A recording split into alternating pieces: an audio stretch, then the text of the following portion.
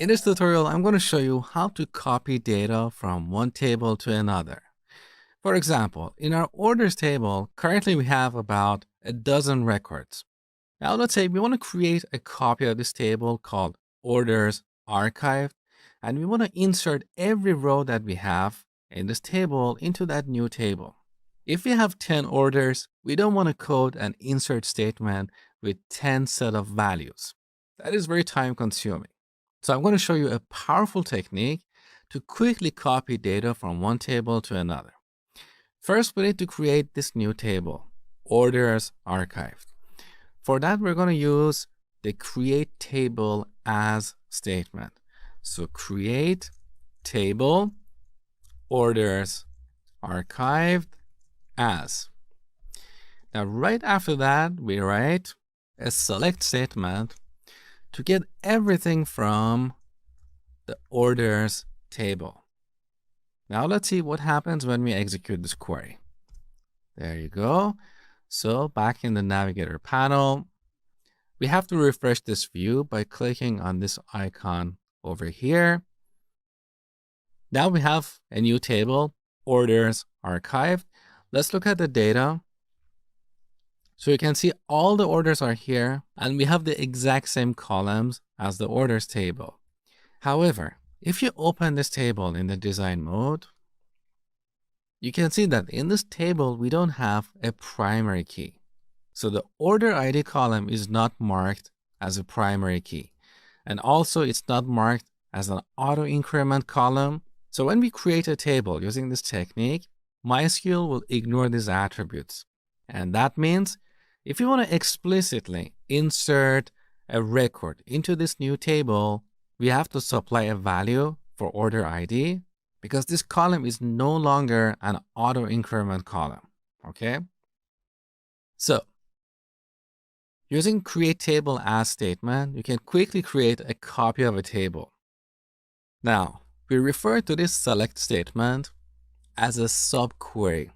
So a subquery is a select statement that is part of another SQL statement. Now we can also use a subquery in an insert statement, and that's a very powerful technique. It allows us to do really cool things. Let me show you. So first, let's right-click the orders archive table and click on truncate table because we want to delete all the data in this table. All right, it's asking for confirmation. Let's truncate the table. So now back to this table. Let's refresh the table. We don't have any records here, okay? Now back to our query editor. Let's say we want to copy only a subset of records from the orders table into this table, like all the orders placed before 2019. So first, let's select everything from the orders table where order date is less than 2019, January 1st. So these are all the orders number 2 to 10. Beautiful. Now we want to copy these orders into the orders archive table. So we can use this select statement as a subquery in an insert statement. We write insert into orders archive. Now we don't need to supply the column names because we're going to supply values for every column that we have in this query. So we did that, and this is an example of using a select statement as a subquery in an insert statement. Let's execute this. All right. Now back to the table. Let's refresh the records. We only have the orders placed before 2019.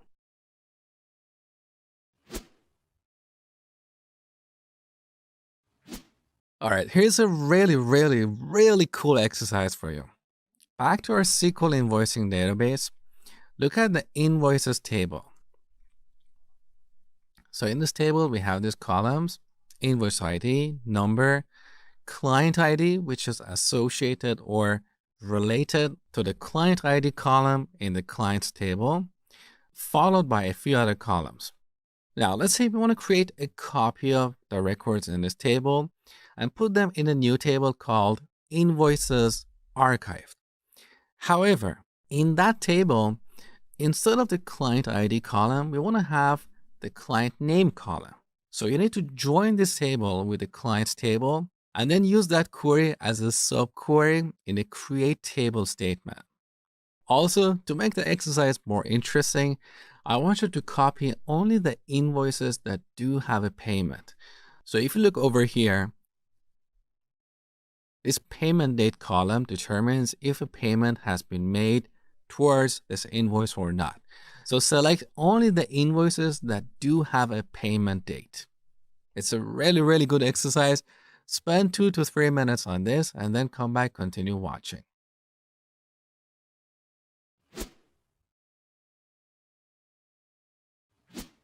All right, first I'm going to use the SQL invoicing database. Now let's select everything from the invoices table and join it with the clients table. Here I'm going to use the using statement to simplify my join.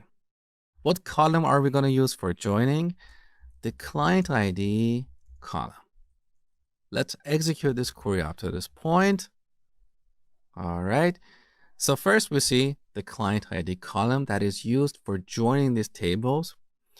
After that, we have the columns from the invoices table, like invoice ID, number, and so on, followed by the columns from the clients table, like name, address, and so on. Obviously, we don't want all of these columns. We only need the columns from the invoices table, but we should replace the client ID column with the client name column.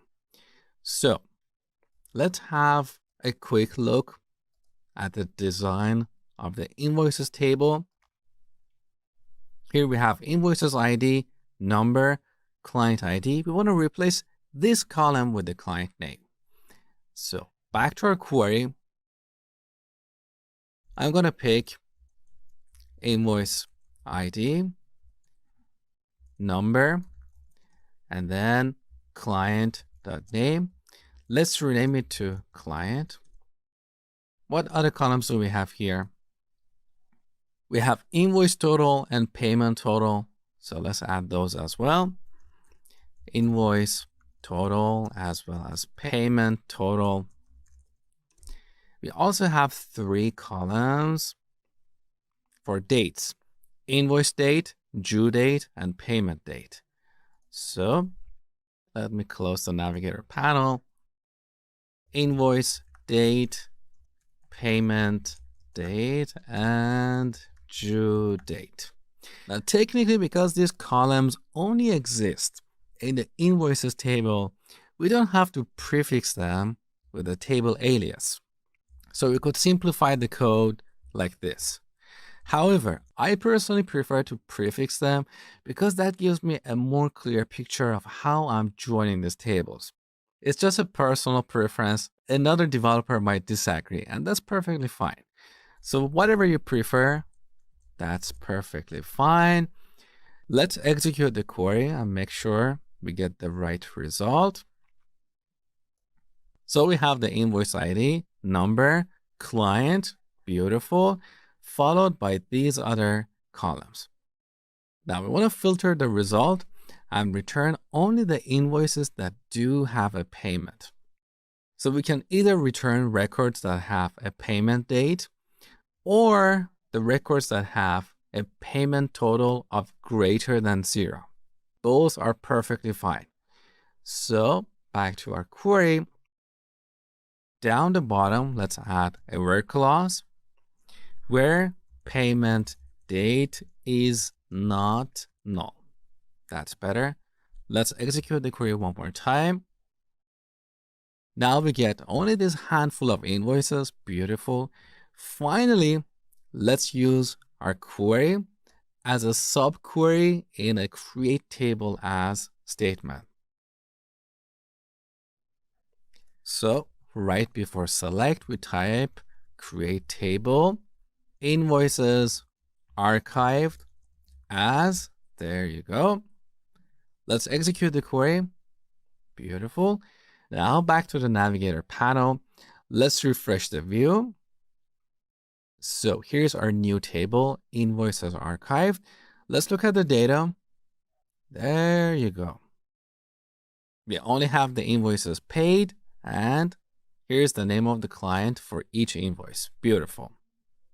Now, just note that if you execute this query one more time, you're going to get an error because we already have a table called invoices archived. Later in the course, I'll show you how to drop tables. That's pretty easy. But for now, you can just right click and go to drop table and then confirm. All right. And then you can run the query one more time.